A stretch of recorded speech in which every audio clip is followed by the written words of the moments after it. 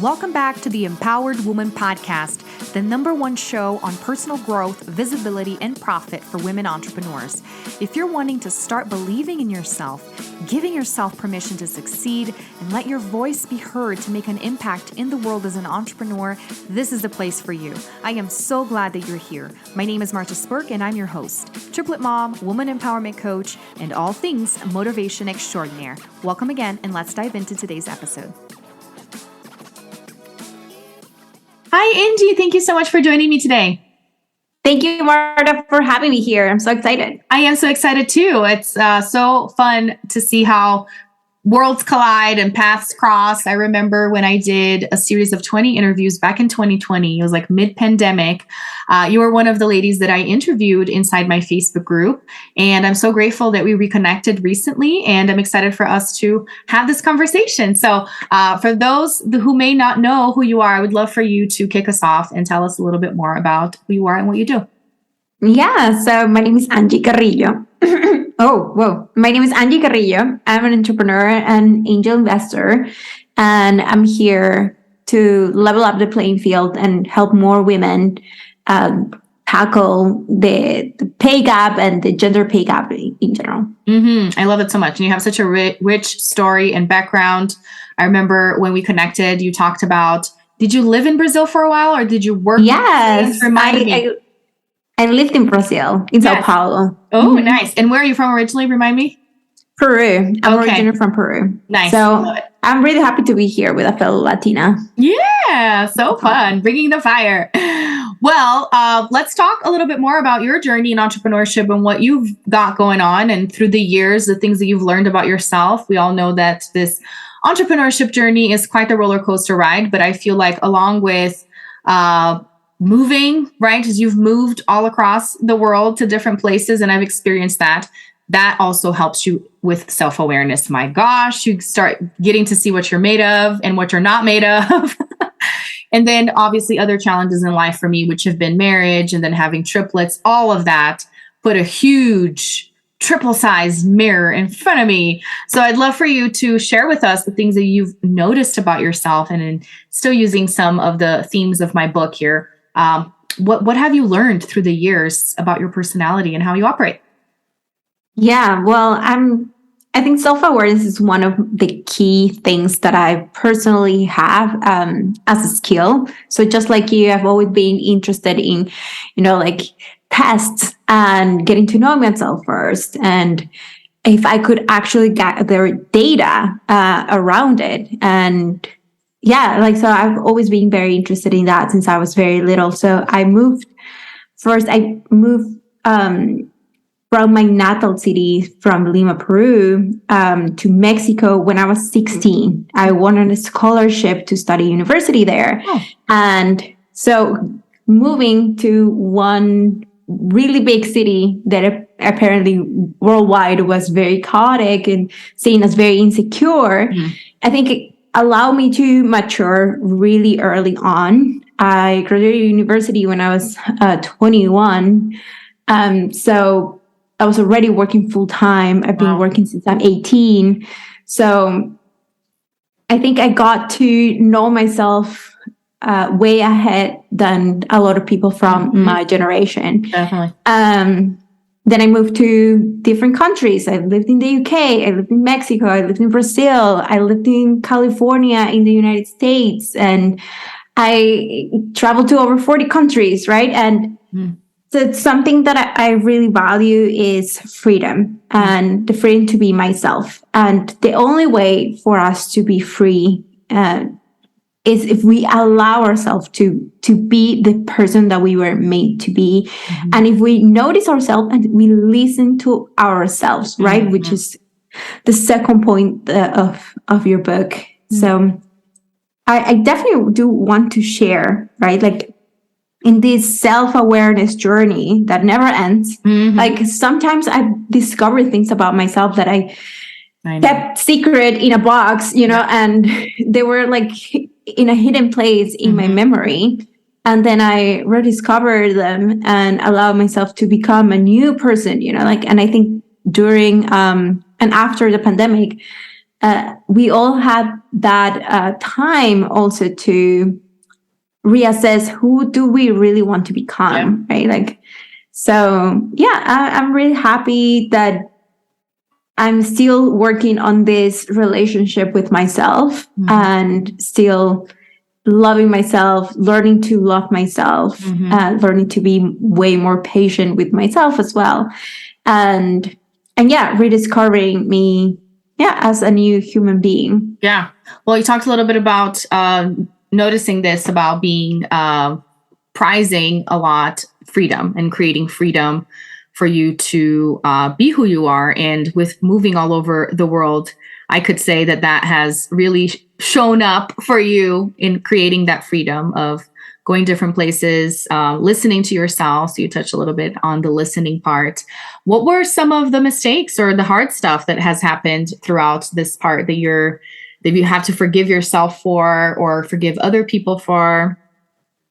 Yeah, so I think one of the most difficult things that I had to go through at some point in my mid-20s, it was failing a company.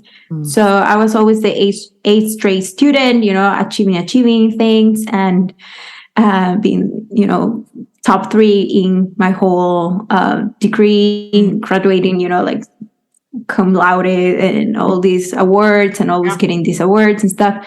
And after having a venture-backed company in Silicon Valley and having to leave that, I think it was a lot to process and forgive myself for failing and for failing the investors, for failing myself, for failing a company. So my relationship with failure was something that I needed to keep exploring and being okay with, right? Because and transforming that from a fixed mindset to a growth mindset. On this failure is actually a learning opportunity for me and a learning opportunity for more people that would come after me. So actually, right after I failed that company, I went and helped another founder in Mexico, and he was 18 years old. But at the time I was 28, and he got to learn, and I got to work with him directly, and he got to use a lot of the mistakes that I had gone through so he wouldn't repeat them. And then he went on doing amazing things, and then he went to raise $5 million.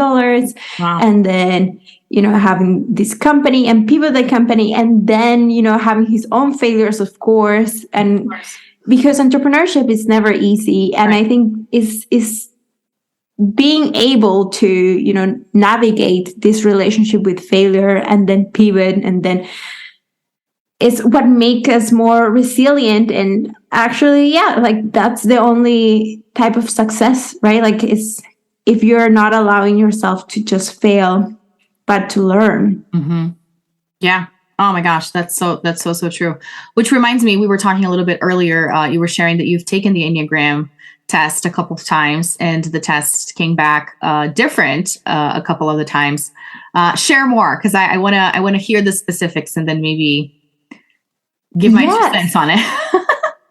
So at the beginning of my career, at the beginning of my 20s, I took the Enneagram test, and I was a type 2, a helper with a wing of 3, right? Okay. And after doing several businesses, leaving my corporate job and failing this business, I took it again with another coach. And this time I was an Enneagram 3 with a wing 7. But so I really do think that, like, one, we change, and how we project ourselves change. And also we have multiple wounds inside of our subconscious, right? So I think we're like an onion, and we're always peeling more layers, and we're always advancing. But I also think that to your point, like to the point of who you are surrounding yourself with can actually transform you dramatically. So if you're in this groups and communities with other entrepreneurs that are highly successful, and they are like highly ambitious to achieve, to have a legacy in this world, right? Like you're transforming yourself just by osmosis and being surrounded by them. Yeah. So I think that's what happened to me after living in Silicon Valley, and I'm really grateful, but I've also learned to realize, like, okay, so if now, my primary desire was to achieve, then what is the wound behind, right? Like, how can I also attend that that psychology part inside of me, that what is driving this need of success, right? Yeah. So yeah. I mean, it changed. I'm really curious about how you, from your perspective as a coach, like how you could see that. Well, in speaking with several Enneagram experts and studying this through the years, the common perception is that your personality doesn't change. And when you think about like nature, nurture, it's something that's been developing for a while. So for it to drastically change, which I don't think yours was that drastic of a change, considering 3 was already there when you first, took the test.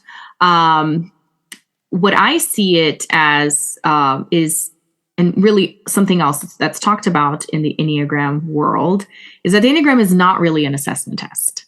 And I think that's what a lot of the confusion starts with, that, because when you think Myers-Briggs, when you think several other quizzes out there, they're supposed to tell you this is who you are. And the Enneagram is more of a gradient, right? So there's these different points, and then there are the in-betweens. And some people have certain things very exacerbated and defined in one of the types. But the reality is that it's the spectrum, and many people have different characteristics of all of the different things, but that's not their go-to. And usually the go-to manifests itself in moments of crisis, in doing challenges is when, and that's what I usually like to tell people, if you're kind of torn in between a couple of the types on the Enneagram, think about, first thing, you wake up. What is your main motivation to get out of bed?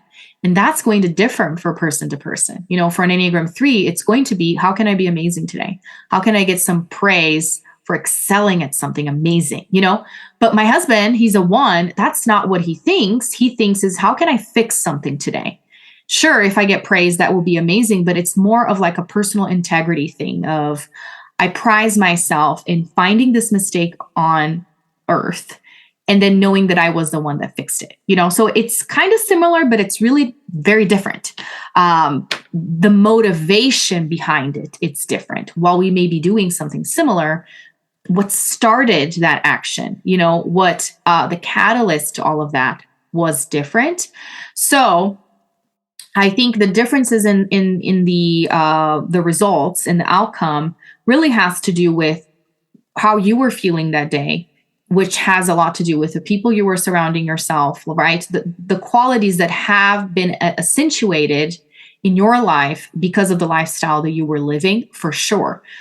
But I think that, and that's again something that is encouraged in the Enneagram community, is studying the types, understanding the types, and then seeing which one you resonate with the majority of the time, right? The majority of the time, I am this person.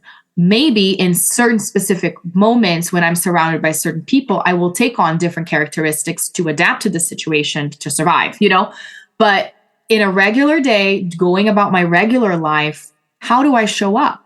And that's really what the Enneagram is. So again, I would say it had to do. So I think you were, right on the money when it comes to, I was surrounded by all these people. So we adapt to survive the surroundings. That's just the way, what we do. But at the end of the day, when you think about the little Angie, what is her motivation to live another day, Yeah. So I haven't taken it quite like recently these months, but definitely, helping and achieving both things are, quite good drivers for myself, Yeah. right? Like, and it's still, like, and I could see that sometimes I would want to, overextend myself to help as a type 2, like sometimes you get to help other people, like, and even put them first before yourself. And that is a repetitive pattern that I've seen, even after, like being a 3, like, so I think it, you always comes back. Oh yeah. So. Yeah, it does, because it's just part of your makeup and it's part of who you are. Awesome. Well, let's talk about some great achievements since you are this achieving lady. What are some of the things that you're really proud of having done? Obviously, moving everywhere and helping businesses, being an angel investor, that's fabulous. Tell us more about things that you're super proud of and that you can remind yourself of to empower yourself. Yeah, so I'm really proud of the actions that I've taken for the future that I want to see. The future that I want to see in the world is a way more equitable, more where opportunities are allowed for everybody, no matter where they're born, right? Like, so that's a future that I want to see. So some of the things that I'm really proud of are having a really good network in order to make those first investments, those first angel investments on female founders that are actually working on developing that future that I also want to see. So I'm really proud of being an LP at a fund called Sogal Ventures. That means that I'm not in charge of any decisions that they make. I was just, an early supporter to their fund, and they get to make, like a lot more of those little investments in female founded companies and underrepresented founders. So I'm really proud of that.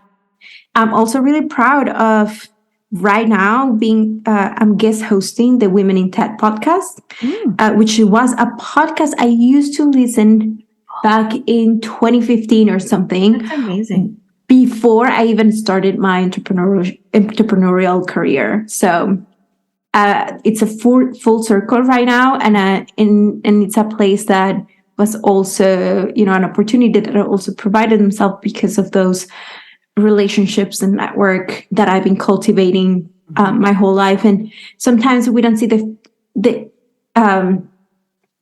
consequence right there. Right. But most it's times something we don't.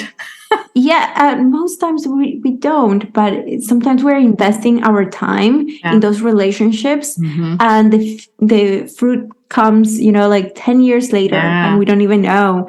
So I'm really excited about that, and I'm also really proud of years ago I taught over 500 girls to code with UNESCO and initiative called Technovation and Girl App. And from that, like it was like early on mentoring Gen Z when they were even called Gen Zs. And it was like, how can they make an app and make a pitch and build this business plan and have this little tech startup, right? And now, like I've seen the whole, like success rate of that, like mentoring this little girl, how it could turn into they pick in certain careers, they now making great things, they now going to achieve more things, and it's a ripple effect. Yeah. So I mean, it's definitely something that I've been seeing through the years, but I'm really happy to be not only investing money, but investing my time into the future and supporting other women that they, like are also building great things. Yeah. So. That's so many exciting things. Congratulations and all the things. And I love that you emphasize the importance of building relationships. I feel like that's something that needs to be said a lot more, or people need to be reminded of that. And I think especially for those of us who are threes and known as having more of a transactional approach to things. And just like what you said, not seeing the value of it if it's not giving me something right away. Right. And instead, being in it for the long run and being in it to help people and to create impact. It's not just all about you and yourself and your business. It's really about the collective, right? So I love that. Well, what are some of the ways that you see that you have evolved and you've transformed in this journey and all these amazing experiences you've had? So I've definitely evolved, right? Like even you can see the difference in the Enneagram, but I also do believe that sometimes I'm even, like catching myself that, like, oh, I'm really transactional, right? Like, and even though that I appreciate humans as a human being, I try to be more mindful of that. Whenever I'm exchanging, an email or a written form, sometimes I could sound very transactional, but I'm actually okay when people are also like that. So maybe for me it's fine, but for other types, like it's not. Yeah. So even though that, it's a journey, and I totally, I'm very self-aware to know what are my things that I tend to do. I still think that every day we need to catch ourselves. Oh yeah.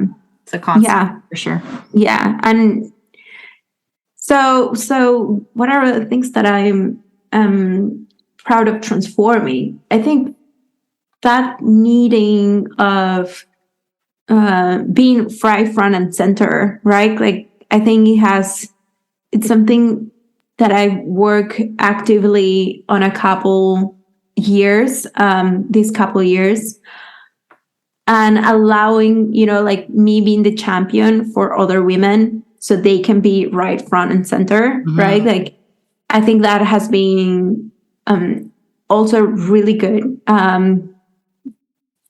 Something that I've learned is that maybe, like, you don't need to be the CEO of a company. Maybe it's okay if you're the owner of a company and then you put someone that is much better equipped at running certain things, right? Yeah. Like, so I think in my mind, in my early 20s, I had a completely different mindset that if I wasn't, right front and center, then what was the point, right? And I think that, yeah, of course, threes, right? I mean, it's right there. It comes with maturity too, I think, right? And as you interact with people, you start changing the way you see things, and even your goals. Like what you would not give up for the longest time, all of a sudden you're like, I'm okay with sacrificing this or letting this go to do something else, or to let somebody else take the lead on this. Yeah, that's such a big evolution, I feel, especially for the threes. What is like a favorite testimonial or something that a client or somebody or a company that you've invested in told you, talking about the value that you've added and how they're grateful for you? Do you have any stories?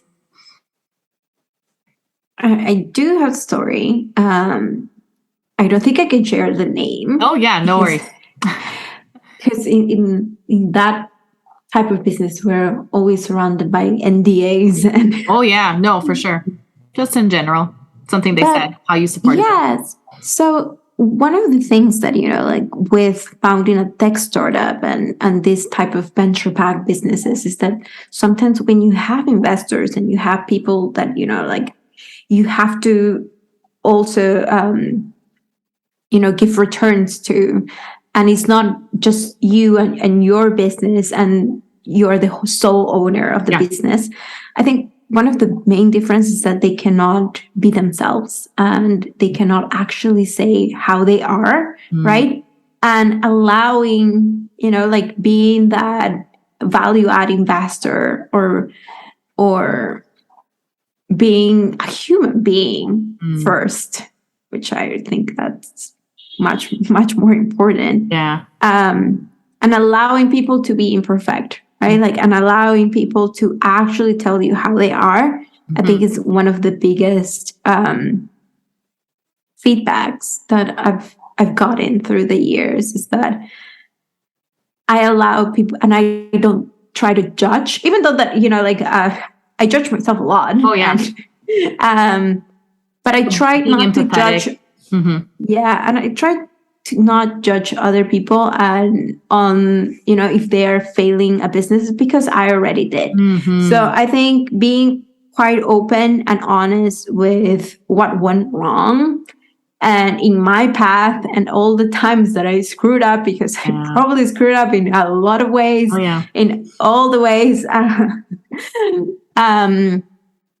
I'm being quite open about that. I think it allows other people to be open when they are facing something similar. Mm-hmm. And that has allowed people that were considering, like ending their life, giving themselves a second chance. Oh my gosh. And for me, that was like a really big impact that I'm so glad that just by being a human, I could. Wow, that's amazing. I love that. Well, last but not least, I would love for you to answer the burning question. What is an empowered woman? Ooh. I believe that an empowered woman is someone that is giving herself permission to be herself, to be the person that she wants to become, and the person that has been put on this earth to be. Beautiful. Thank you so much, Angie. This was so awesome. Let us know how people can find you. How can they connect with you? Give us the scoop, and I'll be sure to add links to the show notes. Yeah, so they can connect through my website. I'm in angiecarrillo.com. That's with double R and double L.